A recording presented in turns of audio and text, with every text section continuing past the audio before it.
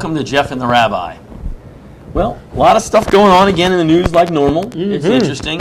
You know, we're about to head to the airport. I can drop my daughter off at the airport, and what I'm hearing, there's protesters everywhere with signs, you know, let those refugees in. We're a nation of refugees. My grandparents were refugees. We're all the same. There should be no borders, you know, open borders, all these things like that. And I'm saying to myself, this is a little odd. I mean, this whole globalistic feeling that there should be no walls and no borders is kind of confusing, especially since the countries that if we don't know what we're talking about, the Trump administration has put a delay and a block and a hold on immigration. 90 days. 90 days, immigration from countries like Syria, where there's obviously a serious problem with terrorism.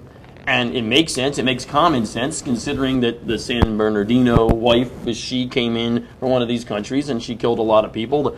The guy who was in charge of the Paris massacre of the nightclub, he was one of these refugees. And Europe today, honestly, they let in 1.5 million plus, mainly men of fighting age from these countries. And Europe, it's ruined. I think for generations it's ruined.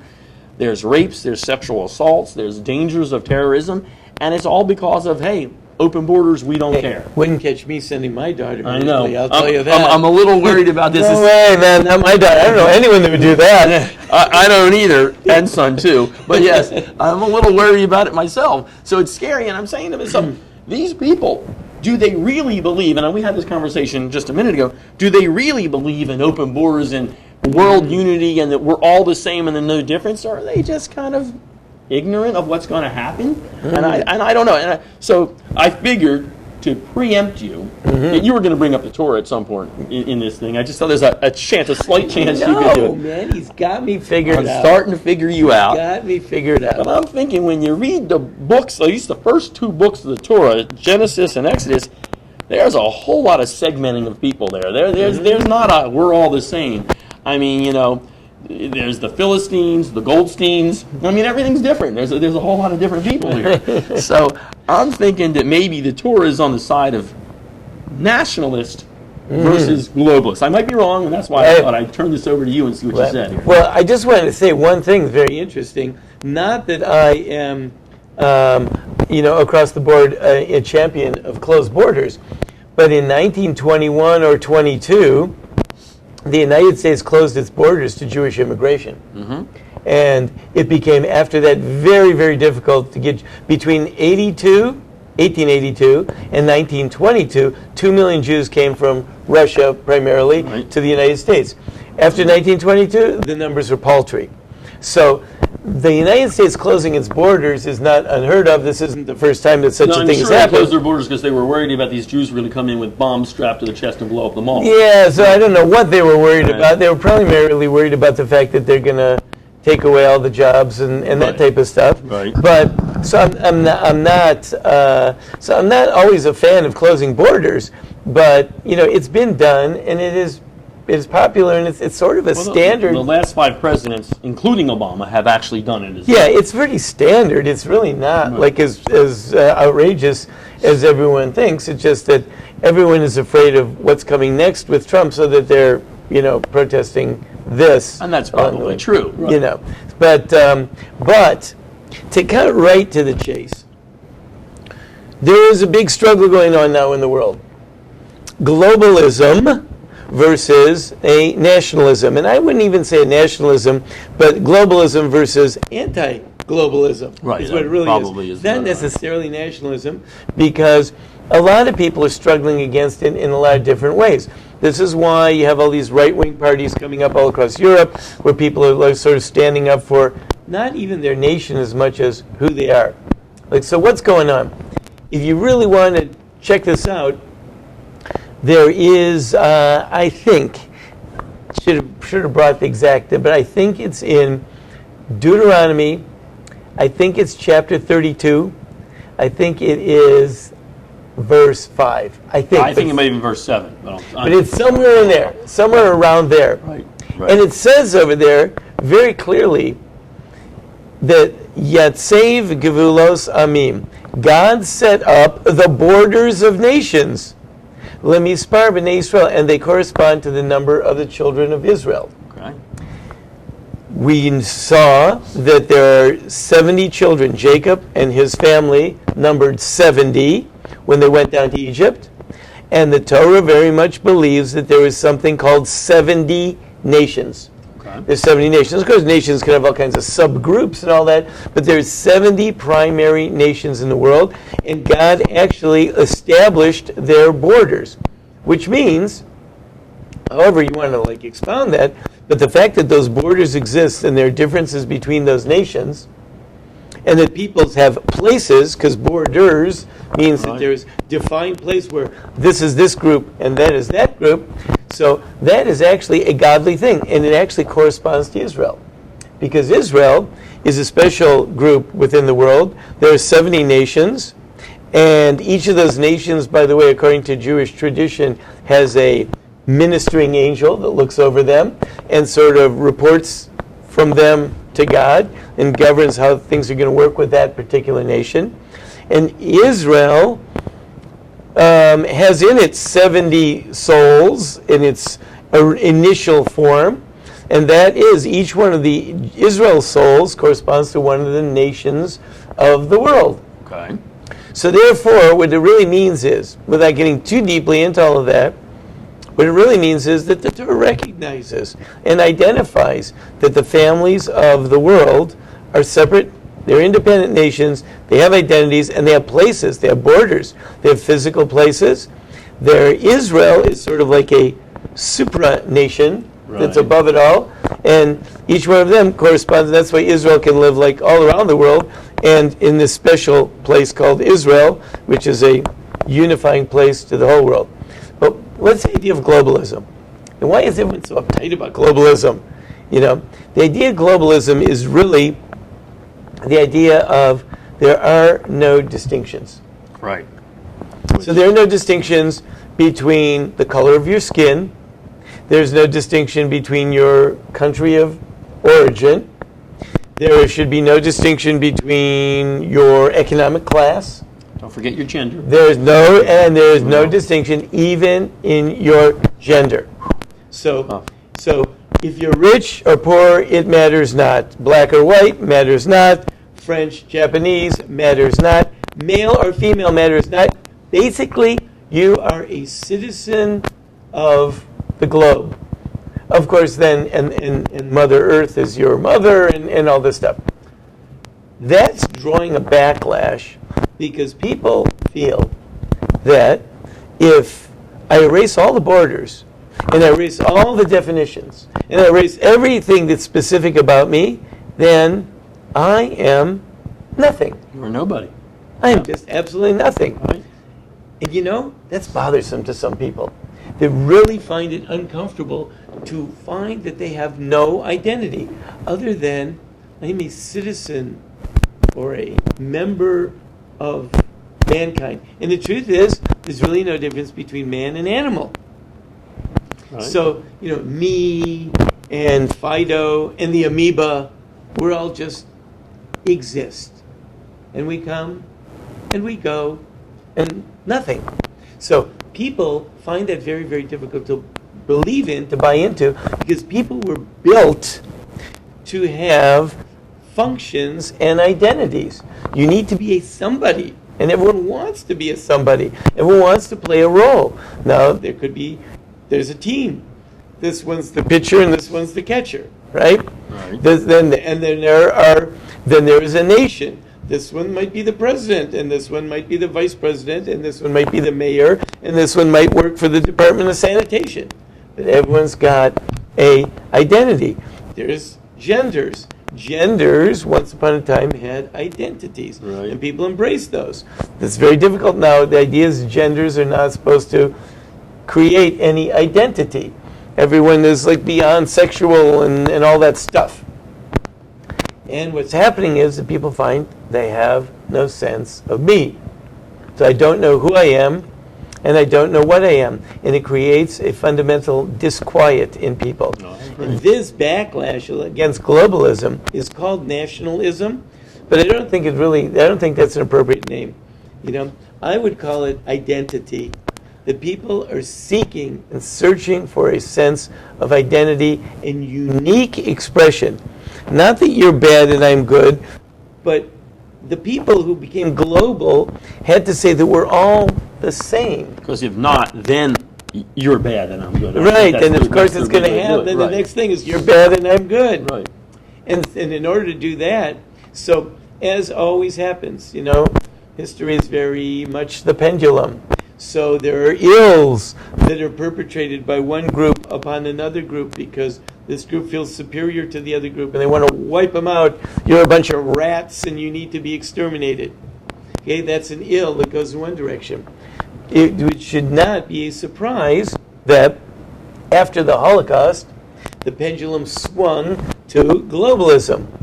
No definitions, no distinctions. I can't say anyone is anything and no one is wrong and no one is even anything. So that's a swing to the other direction. But people can't handle that. No. So it's swinging back the other way. And that's why the current president was voted into power. And I agree with you there. I mean, that's the way it works. You can only go so far to deny me of who I am, my gender, my religion, even my standing as an American. Yeah. I mean, and sometimes, as I say, being different doesn't necessarily mean better, but actually sometimes it does. Right. And I think that's what the problem is. You can go too far that way, but sometimes what I do might be better. I'm not looking to go out and strap bombs across my chest and blow somebody up. You certainly can have a pride in who you are and what you do. I'm a craftsman. Right. I'm a farmer. I am a farmer of farms in Switzerland. I am proud of being a farmer of farms in Switzerland. And the other one is I am a Girl Scout. And I'm proud of being a Girl Scout. And I think Girl Scouts are really good and special. And it makes me feel special to be a Girl Scout. Whatever it might be. This guy says, I am proud of the fact that I come from Java. Right?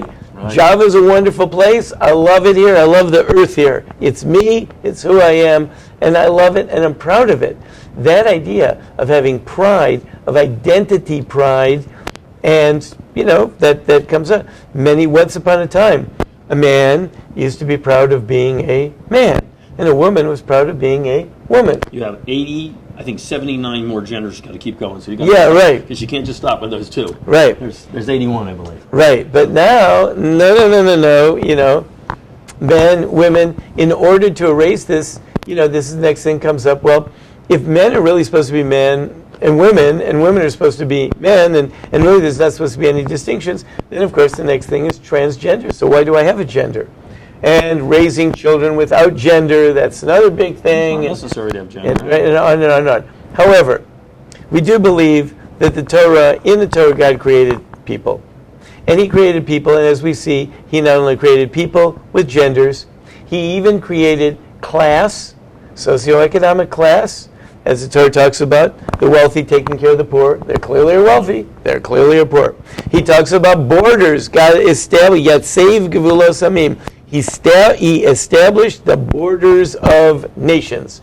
That means that is an immutable fact. There are nations with borders. Why borders? He even says at one point that Edom, you can't cross Edom because I'm leaving that's for it's not children of Esau, so you have to go around that.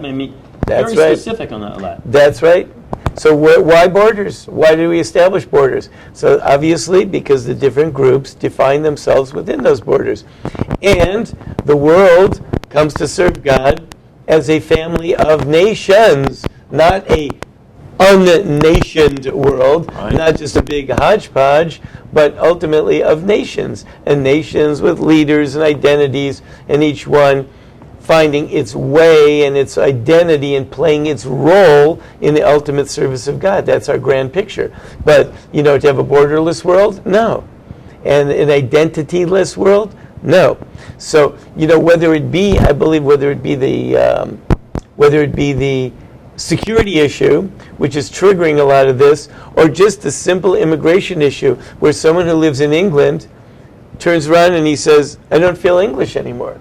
I've lost my identity as an Englishman because this just doesn't feel like my country anymore. And he voted to change that. I don't feel it. And they voted to change it. Exactly.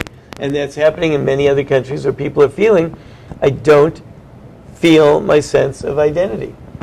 So identity is really, really important. It's really all you got. And I agree with that. And it just comes to the question, then why? And maybe you've answered it, but why then these people that are holding up the signs and doing the other things, are they afraid of having an identity, or are they afraid of looking judgmental because they're identifying as something different than somebody else? Yeah, because once you have an identity, you know, and there's a huge history of this, which is basically most of the history of mankind, identity is a two-edged sword. Having identity is not always perfect. No. Right? Identities can, one group, ask the Hutus and the Tutsis and any other nation along the way. Yeah, you name it. Yeah, go to Bosnians and the Slavs, right? And they're going on and on and on. And they've been at it for centuries, and there's been a lot of bloodshed. It hasn't been pretty, and we all know that's the downside. But to think that as they say, that as President Obama was fond of quoting, I think it's a Martin Luther King, there's a moral arc to history, and it moves towards ever right. But right, as they understood it, is this erasing of identifiers, because they couldn't see how you could have an identity, and still be acceptant of someone else. Now, there is one way to do that. In the Army, they have an identity.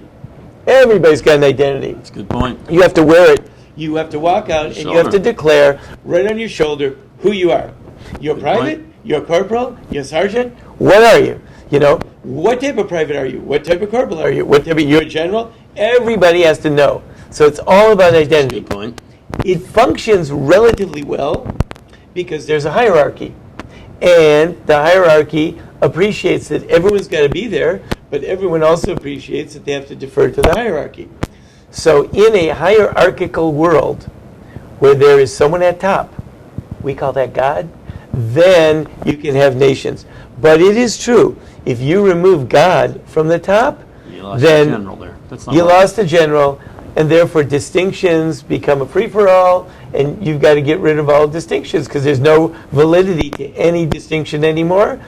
Then you've got a whole different problem, which is nobody has an identity, and they can't function, and they can't produce, and they certainly can't fight a war because they can never mobilize because no one knows who's going to drive the truck and who's going to sit in the rider's seat and in the driver's seat.